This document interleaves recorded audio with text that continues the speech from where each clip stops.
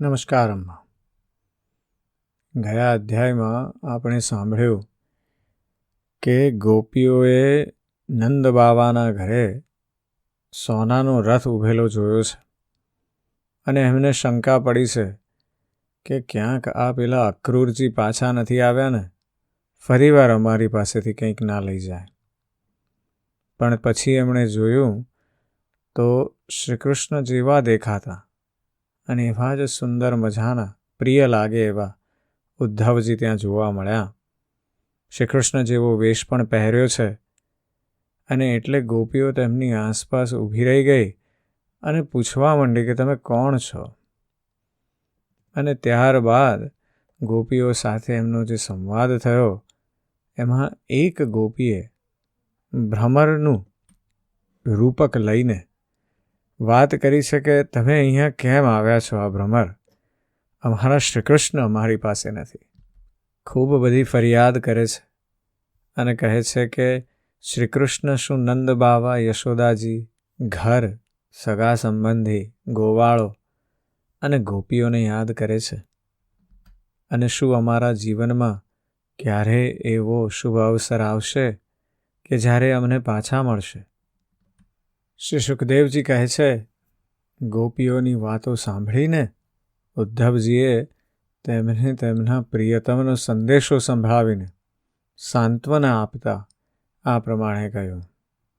ઉદ્ધવજીએ કહ્યું, અહો ગોપીઓ, તમે કૃતકૃત્ય છો, તમારું જીવન સફળ છે. દેવીઓ, તમે સંપૂર્ણ સંસાર માટે પૂજનીય છો. તમે લોકોએ આ પ્રમાણે ભગવાન શ્રીકૃષ્ણને પોતાનું હૃદય, પોતાનું સર્વસ્વ સમર્પિત કરી દીધું છે. દાન, વ્રત, તપ, હોમ, જપ, વેદાધ્યયન, ધ્યાન, ધારણા, સમાધિ અને કલ્યાણના અન્ય વિવિધ સાધનો દ્વારા ભગવાનની ભક્તિ થાય અને એ પ્રાપ્ત થાય એ જ પ્રયત્ન કરવામાં આવે છે. એ ઘણા સૌભાગ્યની વાત છે કે તમે લોકોએ પવિત્ર કીર્તિ ભગવાન શ્રીકૃષ્ણની તે જ સર્વોત્તમ પ્રેમ ભક્તિ પ્રાપ્ત કરી છે અને તે ભક્તિનો આદર્શ સ્થાપિત કર્યો છે, જે મોટા મોટા ઋષિમુનિઓ માટે અત્યંત દુર્લભ છે.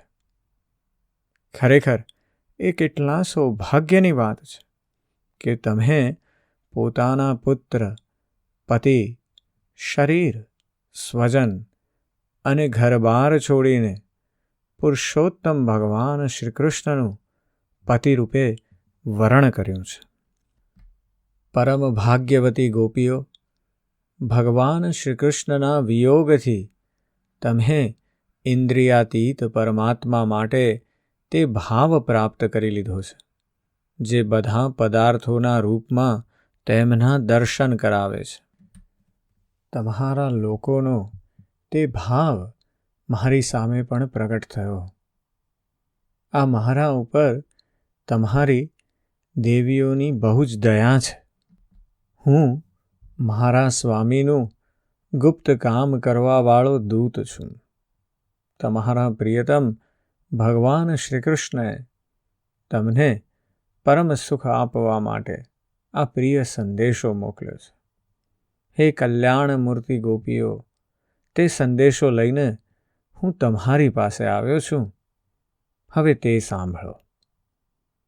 ભગવાન શ્રીકૃષ્ણએ કહ્યું છે, હું સર્વનું ઉપાદાન કારણ હોવાથી સર્વનો આત્મા છું, બધામાં અનુગત છું. તેથી મારી સાથે તમારો વિયોગ ક્યારેય થવાનો નથી.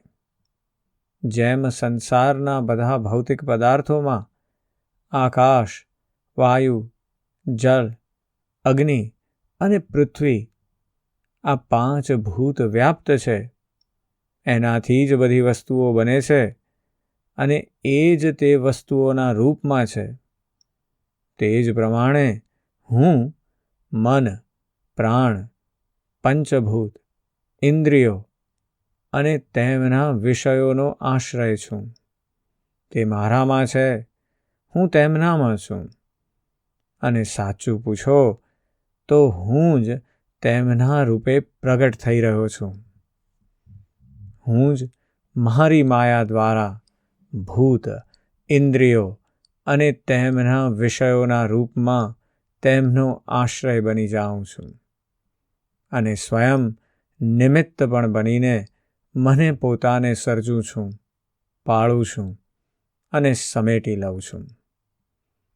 આત્મા માયા અને માયાના કાર્યોથી ભિન્ન છે.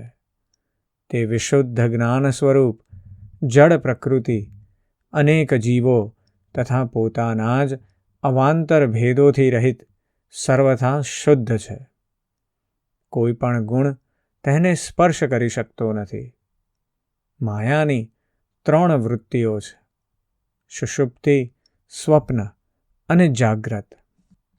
એમના દ્વારા તે જ અખંડ અનંત બોધ સ્વરૂપ આત્મા ક્યારેક પ્રાજ્ઞ તો ક્યારેક તૈજસ અને ક્યારેક વિશ્વરૂપે પ્રતીત થાય છે. મનુષ્યએ સમજવું જોઈએ કે સ્વપ્નમાં દેખાનારા પદાર્થોની જેમ જ જાગ્રત અવસ્થામાં ઇન્દ્રિયોના વિષય પણ પ્રતીત થઈ રહ્યા છે. તે મિથ્યા છે. તેથી તે વિષયોનું ચિંતન કરવાવાળા મન અને ઇન્દ્રિયોને રોકીને જાણે જાગીને ઉઠ્યો હોય તેમ જગતના સ્વાપ્નિક વિષયોનો ત્યાગ કરી મારો સાક્ષાત્કાર કરો. જે પ્રમાણે બધી નદીઓ ફરી ફરીને સમુદ્રમાં જ પહોંચે છે, તે જ પ્રમાણે મનસ્વી પુરુષોનો વેદાભ્યાસ, યોગ સાધના, આત્મ અનાત્મ વિવેક, ત્યાગ, તપસ્યા, ઇન્દ્રિય સંયમ અને સત્ય વગેરે બધા ધર્મો મારી પ્રાપ્તિમાં જ સમાપ્ત થઈ જાય છે. બધાનું સાચું ફળ છે મારો સાક્ષાત્કાર, કેમ કે તે બધા મનને નિરુદ્ધ કરીને મારી પાસે પહોંચાડે છે. ગોપીઓ, એમાં શંકા નથી કે હું તમારા નેત્રોનું અટલ લક્ષ્ય છું, તમારું જીવન સર્વસ્વ છું. પરંતુ હું જે તમારાથી આટલો દૂર રહું છું તેનું કારણ એ છે કે તમે નિરંતર મારું ધ્યાન કરી શકો. શરીરથી દૂર રહેવા છતાં પણ મનથી તમે મારા સાનિધ્યનો અનુભવ કરો. તમારું મન મારી પાસે રાખો, કેમ કે સ્ત્રીઓ અને અન્ય પ્રેમીઓનું ચિત્ત પોતાના પરદેશી પ્રિયતમમાં જેટલું નિશ્ચલ ભાવે લાગેલું રહે છે, તેટલું આંખોની સામે પાસે રહેનારા પ્રિયતમમાં નથી લાગતું. અશેષ વૃત્તિઓથી રહિત સંપૂર્ણ મન મારામાં પરોવીને જ્યારે તમે મારું અનુસ્મરણ કરશો, ત્યારે શીઘ્ર જ સદાને માટે મને પ્રાપ્ત થઈ જશો. કલ્યાણી ગોપીઓ, જે સમયે મેં વૃંદાવનમાં શરદ પૂર્ણિમાની રાત્રિમાં રાસ ક્રીડા કરી હતી, તે સમયે જે ગોપીઓ સ્વજનો દ્વારા રોકી લેવાથી વ્રજમાં જ રહી ગઈ, મારી સાથે રાસ વિહારમાં સામેલ ન થઈ શકી, તે મારી લીલાઓનું સ્મરણ કરવાથી જ મને પ્રાપ્ત થઈ ગઈ હતી. તમને પણ હું મળીશ, અવશ્ય, નિરાશ થવાની કોઈ વાત નથી. શ્રી સુખદેવજી કહે છે, પરીક્ષિત, પોતાના પ્રિયતમ શ્રી કૃષ્ણનો સંદેશો સાંભળીને ગોપીઓને બહુ આનંદ થયો અને તેમના સંદેશથી તેમને શ્રી કૃષ્ણના સ્વરૂપની અને એક એક લીલાની યાદ આવવા માંડી.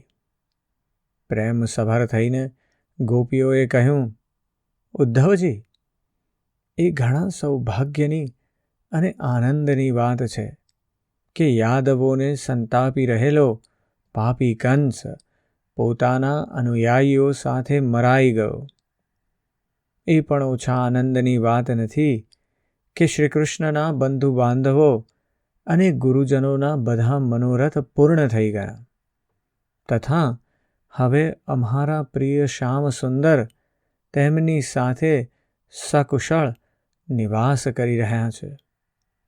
પરંતુ ઉદ્ધવજી, એક વાત તમે અમને જણાવો કે જે રીતે અમે અમારા પ્રેમ ભર્યા લજ્જાયુક્ત હાસ્ય અને ઉદાર દૃષ્ટિથી તેમની પૂજા કરતી હતી અને તેઓ પણ અમને પ્રેમ કરતા હતા, તે જ પ્રમાણે મથુરાની સ્ત્રીઓ સાથે પણ તેઓ પ્રેમ કરે છે કે નહીં?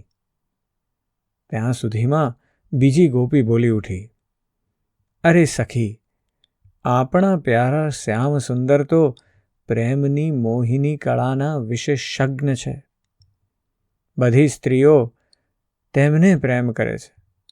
પછી ભલા જ્યારે નગરની સ્ત્રીઓ તેમને મીઠી મીઠી વાતો કરશે અને હાવભાવથી તેમની તરફ જોશે, ત્યારે તેઓ તેમના પર કેમ નહીં રીઝે? બીજી ગોપીઓ બોલી, મહાત્મા, આપ એ જણાવો કે જ્યારે પણ નગરની સ્ત્રીઓની મંડળીમાં કોઈ વાત ચર્ચાય છે અને અમારા પ્રિય સ્વચ્છંદતાથી કોઈ પણ પ્રકારના સંકોચ વિના પ્રેમની વાતો કરવા માંડે છે, ત્યારે શું કોઈ પ્રસંગવશ ગમાર ગોવાલણોને પણ તે યાદ કરે છે? થોડી ગોપીઓએ કહ્યું, ઉદ્ધવજી, શું ક્યારેય શ્રીકૃષ્ણ તે રાત્રિઓનું સ્મરણ કરે છે જ્યારે રાત્રિ વિકાસી કમળો, મોગરા અને ચંદ્રથી સુશોભિત અત્યંત રમણીય વૃંદાવનમાં તે રાત્રિઓમાં જ તેમણે રાસ મંડળ બનાવીને અમારી સાથે નૃત્ય કર્યું હતું? કેવી સુંદર હતી તે રાસલીલા! તે સમયે પગના ઝાંઝરોના ઝણકાર સાથે અમે બધી ગોપીઓ તેમની સુંદર સુંદર લીલાઓનું ગાન કરી રહી હતી. થોડી બીજી ગોપીઓ બોલી ઉઠી, ઉદ્ધવજી, અમે બધી તેમના વિરહાગ્નિમાં બળી રહી છીએ. જેમ દેવરાજ ઇન્દ્ર જલ વરસાવીને વનને લીલુંછમ કરી દે છે, તેમ શું શ્રી કૃષ્ણ ક્યારેય પોતાના કરકમળનો સ્પર્શ કરી અમને જીવનદાન આપવા માટે આવશે ખરા? ત્યાં સુધીમાં એક ગોપી બોલી, અરે સખી, હવે તો તેમણે શત્રુઓને મારીને રાજ્ય પ્રાપ્ત કરી લીધું છે. જેને જુઓ તે બધા જ તેમના સુહૃદ થઈને આંટા મારે છે. હવે તો તે મોટા મોટા રાજાઓની કન્યાઓ સાથે લગ્ન કરશે, તેમની સાથે આનંદપૂર્વક રહેશે. હવે તે મહાપુરુષ આપણા જેવી વનવાસી સ્ત્રીઓ પાસે શા માટે આવે? બીજી ગોપીએ કહ્યું, ના સખી, મહાત્મા શ્રીકૃષ્ણ તો સ્વયં લક્ષ્મીપતિ છે. તેઓ પૂર્ણ કામ અને પૂર્ણ પુરુષ છે. એમના માટે આવું વિચારવું યોગ્ય નથી. તે કૃતકૃત્ય છે. આપણે વનવાસી ગોવાલણો અથવા રાજકુમારીઓ સાથે તેમને કોઈ પ્રયોજન નથી. આપણા વિના તેમનું કયું કામ અટકી પડ્યું છે? જુઓ, વેશ્યા હોવા છતાં પિંગલાએ કેટલી સરસ વાત કહી છે. સંસારમાં કોઈની આશા ન રાખવી જોઈએ, એ જ સૌથી મોટું સુખ છે. આપણે આ વાત જાણીએ છીએ, છતાં પણ આપણે શ્રીકૃષ્ણના પાછા આવવાની આશાને છોડી શકવા અસમર્થ છીએ. તેમના શુભ આગમનની આશા જ તો આપણું જીવન છે. આપણા પ્રિય શ્યામ સુંદરે આપણી સાથે એકાંતમાં મીઠી મીઠી પ્રેમની વાતો કરી છે. તેને છોડી દેવાની, ભૂલી જવાની હિંમત પણ કેમ કરી શકાય? જુઓ તો, તેમની ઈચ્છા ન હોવા છતાં સ્વયં લક્ષ્મીજી તેમના ચરણોને છોડતા નથી. એક ક્ષણ માટે પણ તેમનો અંગ સંગ છોડીને ક્યાંય જતા નથી. ઉદ્ધવજી, આ તે જ નદી છે જેમાં તેઓ વિહાર કરતા હતા. આ તે જ પર્વત છે જેના શિખર પર બેસીને તેઓ વાંસળી વગાડતા હતા. આ તે જ વન છે જેમાં તેઓ રાત્રિના સમયે રાસ લીલા કરતા હતા. અને આ તે જ ગાયો છે જેમને ચરાવવા માટે તેઓ સવાર સાંજ અમારી સામે જોતા જોતા જતા આવતા હતા. અને આજે પણ બરાબર તેવો જ વેણુનાદ અમારા કાનોમાં ગૂંજી રહ્યો છે, જેવો તેઓ પોતાના અધરોના સંયોગથી છેડતા હતા. બલરામજી સાથે શ્રી કૃષ્ણએ આ બધી જગ્યાએ વિહાર કર્યો છે. અહીંનું એક એક સ્થળ, એક એક રજકણ તેમના ચરણ ચિહ્નોથી અંકિત છે. અમે જ્યારે આ બધું જોઈએ છીએ, સાંભળીએ છીએ, અરે આખો દિવસ આ જ તો કરીએ છીએ, ત્યારે તે અમારા પ્રિય શ્યામ સુંદર નંદનંદનને અમારા નેત્રો સમક્ષ લાવીને મૂકી દઈએ છીએ. ઉદ્ધવજી, અમે કોઈ પણ રીતે મરીને પણ તેમને ભૂલી શકતી નથી. એવું તેમની સાથે અમારું તાદાત્મ્ય છે. તેમની પેલા હંસ જેવી સુંદર ચાલ, ઉદાર હાસ્ય, વિલાસપૂર્વક જોવું અને મધુર વાણી, અહો, આ બધાએ અમારું ચિત્ત ચોરી લીધું છે. અમારું મન અમારા વશમાં નથી. હવે અમે તેમને ભૂલીએ પણ કેવી રીતે?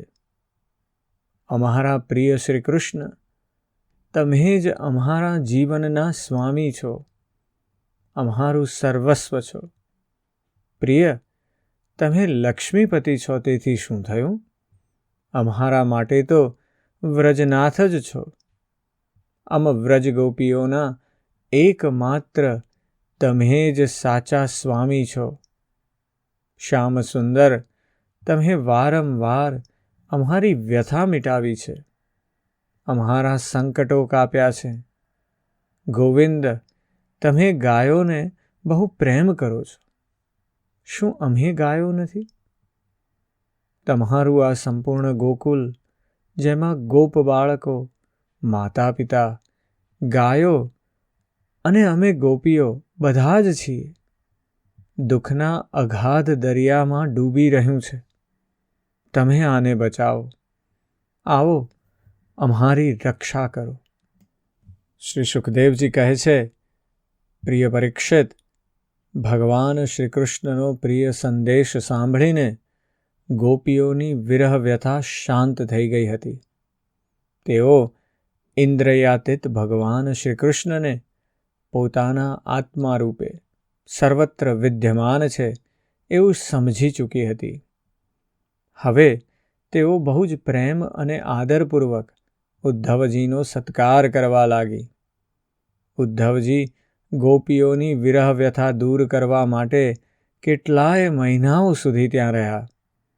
તેઓ ભગવાન શ્રી કૃષ્ણની અનેક અનેક લીલાઓ અને વાતો કહી કહીને વ્રજવાસીઓને આનંદિત કરતા રહ્યા. નંદ બાવાના વ્રજમાં જેટલા દિવસ ઉદ્ધવજી રહ્યા, એટલા દિવસ ભગવાન શ્રી કૃષ્ણની લીલાઓની ચર્ચા થતી રહેવાને કારણે વ્રજવાસીઓને એવું લાગ્યું કે જાણે હજી એક જ ક્ષણ થઈ છે.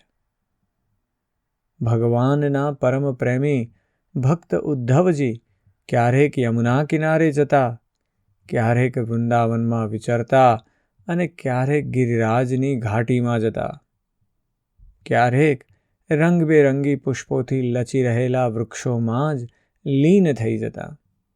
અને અહીં ભગવાન શ્રી કૃષ્ણએ કઈ લીલા કરી છે એવું પૂછી પૂછીને વ્રજવાસીઓને ભગવાન શ્રી કૃષ્ણ અને તેમની લીલામાં તન્મય કરી દેતા. ઉદ્ધવજીએ વ્રજમાં રહીને ગોપીઓની આ પ્રમાણેની પ્રેમ વ્યાકુળતા તથા અનેક પ્રકારની પ્રેમ ચેષ્ટાઓ જોઈ. તેમની આ પ્રકારની શ્રીકૃષ્ણમાં તન્મયતા જોઈને તેઓ પ્રેમાનંદથી પૂર્ણ થઈ ગયા. તેમણે ગોપીઓને વંદન કરતા આ પ્રમાણે કહ્યું: આ પૃથ્વી પર માત્ર આ ગોપીઓનું જ શરીર ધારણ કરવું શ્રેષ્ઠ અને સફળ છે, કેમ કે એ સર્વાત્મા શ્રીકૃષ્ણના પરમ પ્રેમમય દિવ્ય મહાભાવમાં સ્થિત થઈ ગઈ છે. પ્રેમની આ સર્વોચ્ચ સ્થિતિ સંસારના ભયથી ભયભીત મુમુક્ષુઓ માટે જ નહીં, બલકે મોટા મોટા મુનિઓ, મુક્ત મહાત્માઓ તથા અમારા જેવા ભક્તો માટે પણ હજી ઈચ્છવા યોગ્ય જ છે. અમને આવા પ્રેમની પ્રાપ્તિ થઈ શકી નહીં.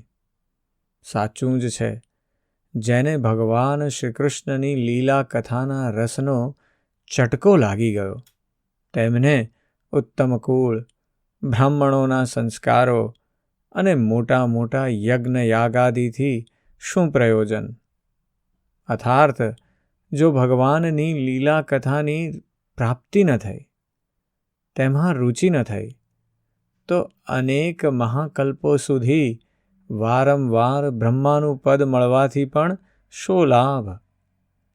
ક્યાં આ વનવાસી આચાર, જ્ઞાન અને જાતિથી હીન ગામડાની ગમાર ગોવાલણો અને ક્યાં સચ્ચિદાનંદ ઘન ભગવાન શ્રીકૃષ્ણમાં આવો અનન્ય પ્રેમ! અહો, ધન્ય છે, ધન્ય છે! આનાથી સિદ્ધ થાય છે કે કોઈ ભગવાનના સ્વરૂપ અને રહસ્યને ભલે જાણ્યા વિના તેમની સાથે પ્રેમ કરે, તેમની ભક્તિ કરે, તો તેઓ સ્વયં પોતાની શક્તિથી, પોતાની કૃપાથી તેનું પરમ કલ્યાણ કરી દે છે. બરાબર તે જ પ્રમાણે જેમ કોઈ અજાણતા અમૃતપાન કરી લે, તો તે પોતાની વસ્તુ શક્તિથી જ પીનારને અમર બનાવી દે છે. ભગવાન શ્રી કૃષ્ણે રાસલીલા વખતે આ વ્રજાંગનાઓના ગળામાં પોતાના શ્રીહસ્ત પધરાવીને તેમના મનોરથ પૂર્ણ કર્યા. તેમને ભગવાને જે કૃપા પ્રસાદનું દાન કર્યું, તેમને જેવું પ્રેમદાન કર્યું, તેવું ભગવાનના પરમ પ્રેમાસ્પદ નિત્ય સંગીની વક્ષસ્થળ પર વિરાજમાન લક્ષ્મીજીને પણ પ્રાપ્ત થયું નથી. કમળ જેવી સુગંધ અને કાંતિયુક્ત દેવાંગનાઓને પણ પ્રાપ્ત થયું નથી. પછી અન્ય સ્ત્રીઓની તો વાત જ શી કરવી? મારા માટે તો સર્વશ્રેષ્ઠ વાત એ જ હશે કે હું વૃંદાવન ધામમાં કોઈ વૃક્ષલતા અથવા વનસ્પતિ જડીબુટ્ટી રૂપે જ બની જાઉં, તો મને આ ગોપીજનોની ચરણરજ નિરંતર સેવન કરવા માટે મળતી રહેશે. આમની ચરણરજમાં સ્નાન કરીને હું ધન્ય થઈ જઈશ. ધન્ય છે આ ગોપીઓ! જુઓ તો ખરા, જેમને છોડવા અત્યંત દુષ્કર છે, તેવા સ્વજનો તથા લોકવેદની આર્ય મર્યાદાનો પરિત્યાગ કરીને આપણે ભગવાનની પદવી, તેમની સાથે તન્મયતા, તેમનો પરમ પ્રેમ પ્રાપ્ત કરી લીધો. બીજાઓની વાત ક્યાં છે? ભગવદ્ વાણી, તેમના નિશ્વાસ રૂપ સમસ્ત શ્રુતિઓ, ઉપનિષદો પણ હજી સુધી ભગવાનના પરમ પ્રેમમય સ્વરૂપને શોધ્યા કરે છે, પ્રાપ્ત કરી શક્યા નથી. સ્વયં ભગવતી લક્ષ્મીજી જેમની પૂજા કરે છે, બ્રહ્મા, શંકર વગેરે પરમ સમર્થ દેવતાઓ, પૂર્ણકામ આત્મારામ અને મોટા મોટા યોગેશ્વરો પોતાના હૃદયમાં જેમનું ચિંતન કરતા રહે છે, ભગવાન શ્રી કૃષ્ણના તેજ ચરણાવિંદને રાસલીલા વખતે ગોપીઓએ પોતાના વક્ષસ્થળ પર પધરાવ્યા અને તેમનું આલિંગન કરીને પોતાની હૃદયની બળતરા વિરહ વ્યથાને શાંત કરી. નંદ બાબાના વ્રજમાં રહેવાવાળી ગોપાંગનાઓની ચરણરજને હું વારંવાર પ્રણામ કરું છું, તેને મસ્તક પર ચઢાવું છું. અહો, આ ગોપીઓએ ભગવાન શ્રીકૃષ્ણની લીલા કથા વિશે ગાયેલું હરિકથા ગીત આ ત્રણેય લોકને પવિત્ર કરતું રહેશે. શ્રી સુખદેવજી કહે છે, પરીક્ષિત, આ પ્રમાણે કેટલાય મહિનાઓ સુધી વ્રજમાં રહીને ઉદ્ધવજીએ હવે મથુરા જવા માટે ગોપીઓની, નંદ બાવા અને યશોદા મૈયાની આજ્ઞા લીધી. ગ્વાલ બાળકોની વિદાય લઈને ત્યાંથી મથુરા જવા માટે તેઓ રથમાં બેઠા. જ્યારે તેમનો રથ વ્રજમાંથી બહાર નીકળ્યો ત્યારે નંદ બાવા વગેરે ગોવાળો અનેક પ્રકારની ભેટ સામગ્રીઓ લઈને તેમની પાસે આવ્યા અને અશ્રુભીના નેત્રોથી તેમણે અતિશય પ્રેમપૂર્વક કહ્યું, ઉદ્ધવજી, હવે અમે એ જ ઈચ્છીએ છીએ કે અમારા મનની એક એક વૃત્તિ, અમારો એક એક સંકલ્પ શ્રીકૃષ્ણના ચરણારવિંદને આશ્રિત રહે. તેમની સેવા માટે જ તે સંકલ્પો, ઉદ્ભવો અને તેમનામાં જ જોડાયેલા રહો. અમારી વાણી નિત્ય નિરંતર તેમના જ નામોનું ઉચ્ચારણ કરતી રહે અને શરીર તેમને પ્રણામ કરવા, તેમની આજ્ઞાનું પાલન અને સેવામાં લાગેલું રહે. ઉદ્ધવજી, અમે સાચું કહીએ છીએ, અમને મોક્ષની બિલકુલ ઈચ્છા નથી અને ભગવાનની ઈચ્છાથી પોતાના કર્મો પ્રમાણે ગમે તે યોનિમાં જન્મ લઈએ, ત્યાં શુભ આચરણ કરીએ, દાન આપીએ અને તેના ફળ સ્વરૂપે અમારો શ્રીકૃષ્ણના પ્રતિ ઉત્તરોત્તર પ્રેમ વધતો રહે.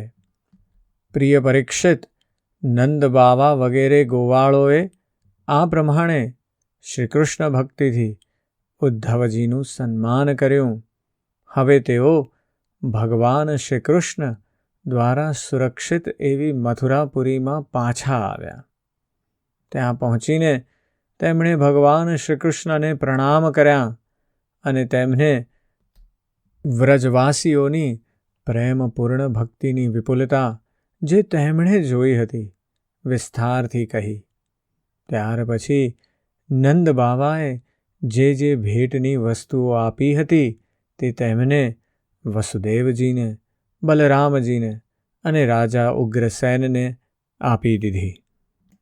આજના અધ્યાયમાં આપણે ગોપીઓએ જ્યારે ઉદ્ધવજીને પોતાની વિરહ વ્યથા સંભળાવી છે ત્યારે શ્રીકૃષ્ણએ ઉદ્ધવજીને આપેલો જે સંદેશો છે કે હું તમારા સૌમાં સતત રહું છું, એ સંદેશો આપણે સાંભળ્યો અને તે સાંભળીને ગોપીઓનું હૃદય પાછું પ્રફુલ્લિત થઈ ગયું છે.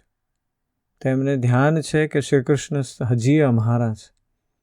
થોડીક એન્વી પણ છે, થોડી જેલસી પણ છે, પણ એની સાથે એ પણ ભાવના છે કે મથુરાની સ્ત્રીઓ શ્રીકૃષ્ણને અમારી જેમ પ્રેમ કરે છે કે નહીં, કારણ કે એમનો ભાવ જે છે પ્રેમનો છે. ઉદ્ધવજી મહિનાઓ સુધી આ પ્રેમ ભાવમાં પરિપૂર્ણ એવા વ્રજમાં રહ્યા અને ત્યારબાદ મથુરા પાછા ફર્યા છે અને ગોપીઓનો ને નંદ બાવાનો ને બધાનો સંદેશો શ્રીકૃષ્ણને બલરામજીને આપ્યો છે અને સાથે સાથે ભેટ સોગાદો જે લાવ્યા છે એ પણ આપી છે. આજનો અધ્યાય એ વિરહ, પ્રેમ અને એની સાથે રહેલી ભગવાન તરફની અથવા ભગવાન પ્રાપ્તિ તરફની જે નિષ્ઠા છે ને એના વિશેનો છે. જરૂરથી ચિંતન કરજો. ખૂબ સુંદર અધ્યાય છે. આજે બસ આટલું જ. જય શ્રી કૃષ્ણ.